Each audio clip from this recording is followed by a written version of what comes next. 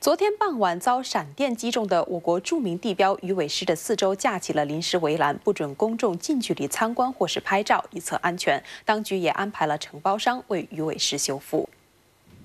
工人正在紧锣密鼓地搭建支架，准备为具有36年历史的鱼尾狮展开修复工程。为了确保安全，公众暂时不能够靠近这座屹立在新加坡河畔的地标。尽管如此，游客和国人还是兴致勃勃从远处拍照留念。本台下午到现场的时候，鱼尾狮依然在喷水，从鱼尾狮头上掉落的碎片已经在星期六晚上清理干净，没有人在这起罕见的事故中受伤。新加坡旅游局表示，目前要等待承包商的详细报告之后，才能够决定什么时候重新开放鱼尾狮让公众参观，以及是否需要增添避雷装置，避免事故重演。